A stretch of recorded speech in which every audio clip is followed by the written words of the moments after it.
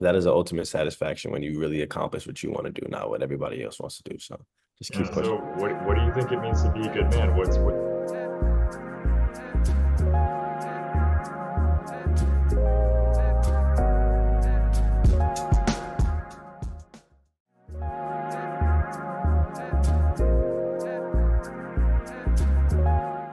In my life, I was very grateful to have a great father figure.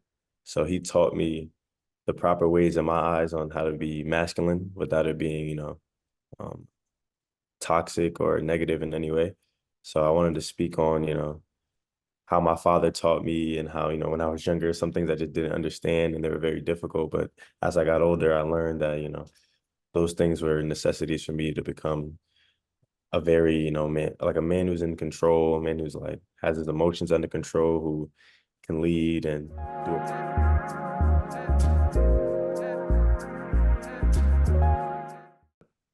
So my father is a very hard worker, and he has shown me that since I was younger. Because I remember he would come home late from work when I was like little, and I was be like, "Daddy, like why are you always coming home late?" And he would just always tell me like, to basically keep this family together. You got to work hard, and of course I want to see you. This has nothing to do with you, but I'm doing it for you. Like I'm doing this to provide. He's a big provider. He's a big protector. And when I was younger, I thought it had to do with me. Like, oh, he just doesn't want to see me, but that wasn't the case at all. He was just, paying the bills. He was making sure that me and my sister were fed and making sure there's clothes on our back. And that was just a great, role model to have as a child because, now that I'm older, I work very hard. I do things that, I maybe not want to do, but it's what I have to do in order to keep myself together, keep my family together, and, just be a good man at the end of the Mhm. day. Yeah. Pull from. Honestly, my father is just, I learned it from him 100%. Like everything that I have learned about masculinity has came from my father. When it's come to working hard, when it's come to doing things that you might not want to do, but you have to do, being in very, tight, uncomfortable situations, and you need to just be calm and you need to just think properly and not have your emotions just like go crazy, just being well, in control of yourself. I learned all that from my father. My father in basketball for sure, because I also played basketball growing up, and with basketball, it teaches you a lot about life as well, about working hard Hmm. to get better and doing something day in and day out to improve. So yeah, I definitely learned the most from my father. Like one person for sure, but my dad.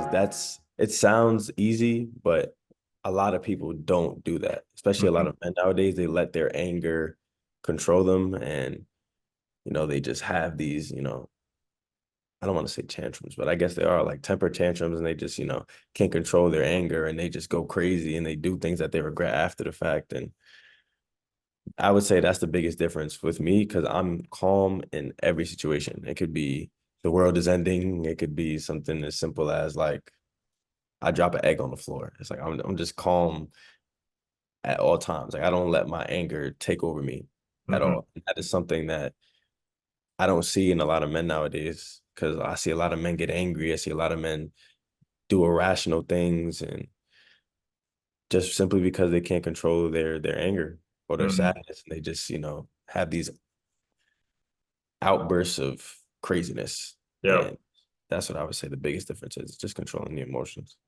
Yeah.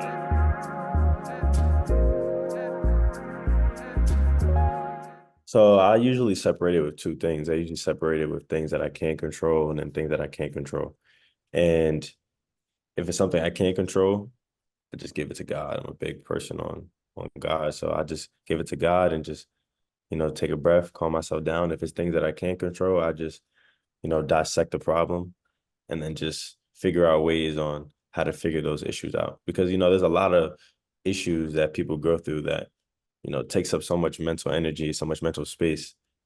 And it's things that they can't control and they can't, like solve. It's like some things you just have to deal with. And with those things, you just have to just learn how to deal with them. And then for the things you can't control, just take a breath, think, all right, what can I do to figure this out? And then just use the steps that you figure out to figure out those answers.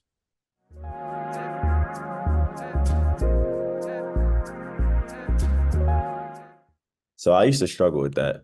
Like my entire life, I was a big person on like not asking for anything, just because like I'm a very prideful person.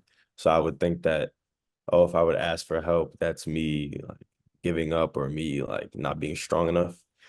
And I would say more so now is probably when I stopped doing that. Like probably around this year, the end of last year is when I stopped like not asking for help. So I would just go to family, friends, my mentor, and just ask them for guidance. I look for guidance in people that are older than me usually. Like a lot of people my age usually like call their friends Hmm. for help, but I don't usually do that because people older than me, they live more life than me, they're wiser than me, they have more life experience. So even if they don't know the answer to my problem, they could probably lead me into the right direction to someone who does have the answer. So I would probably say just going to people who you trust, obviously. People Hmm. who you trust that are older than you, who can just lead you in the right direction because people live double, triple the lives you did. Like they probably know an answer to your problem. Yeah.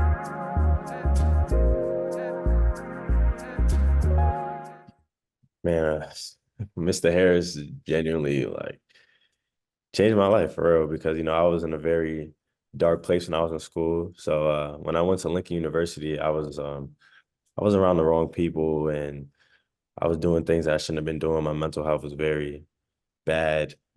And my grades were never bad. I had a 3.8 when I was in school. It was just like my mental wasn't there. And he helped me make the decision like maybe school's not for me right now. So I decided to leave. And he taught me how to properly take risks, like calculated risks.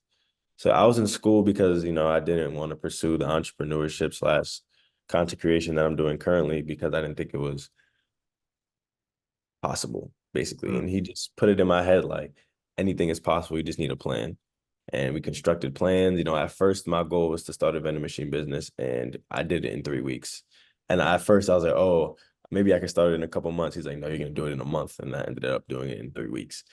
And then I was like, I want to move out in less than a year. And he just made it possible in my head, like anything is possible as long as you have a plan. And then I ended up moving out to a different state in my own apartment in 10 months. So, having a mentor is just like how we got closer, just me getting more comfortable. Like at first, I wasn't sharing as much. I was very closed off because, I didn't trust a lot of people. But, as time went on, I started to trust him more. He helped me get closer to God.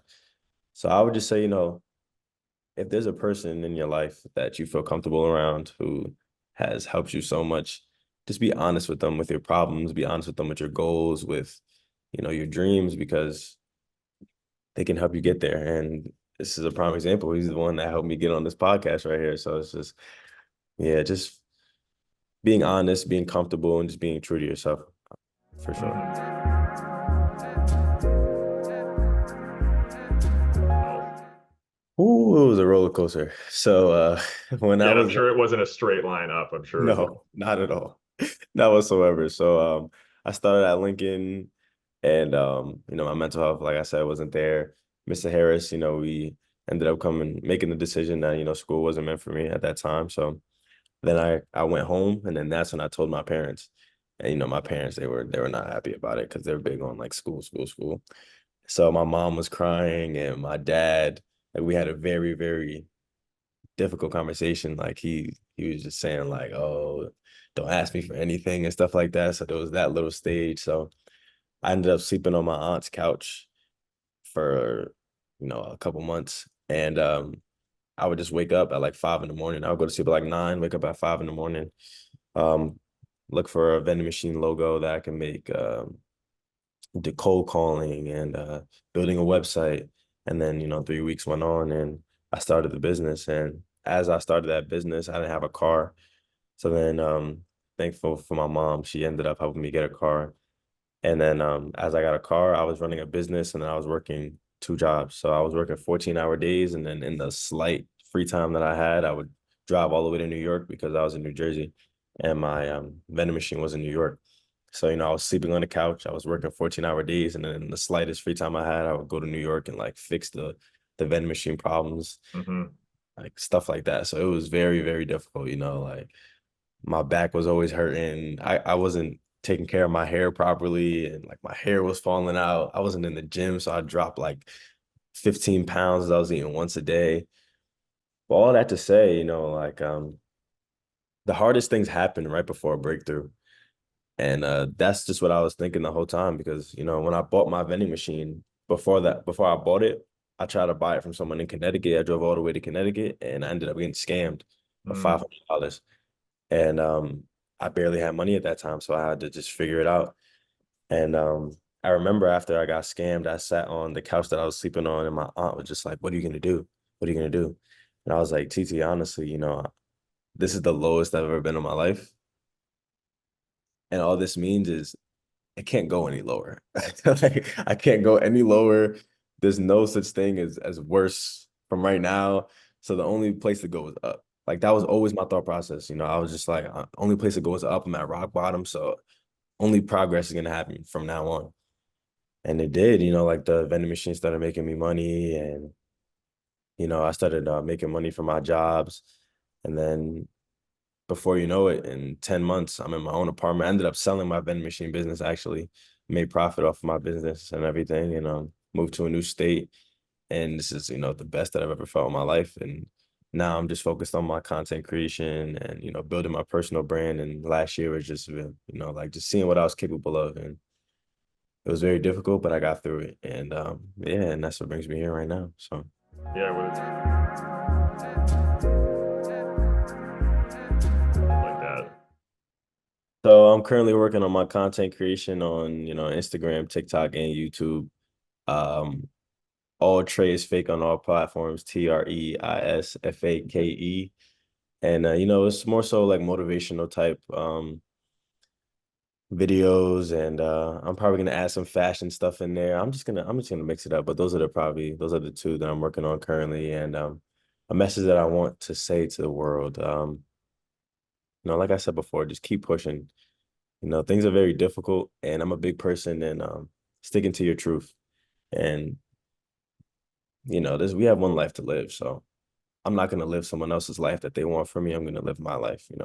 And that stage, that in between stage of you accomplishing your goals and you just stop listening to the people that are trying to like force a life on you is very difficult because Hmm. those opinions are very negative. Like from example with me, I left school, my whole family like kind of bashed me for it, and it was very hard, hearing those, oh, you should go back to school. You're sleeping on the couch, like you should go back to school. You're not working hard enough. Just don't listen to them. Just keep pushing through, keep being you, be true to yourself, and that is the ultimate satisfaction when you really accomplish what you want to do, not what everybody else wants to do. So just keep Hmm. pushing, for sure. Yeah. So what do you think it means to be a good man?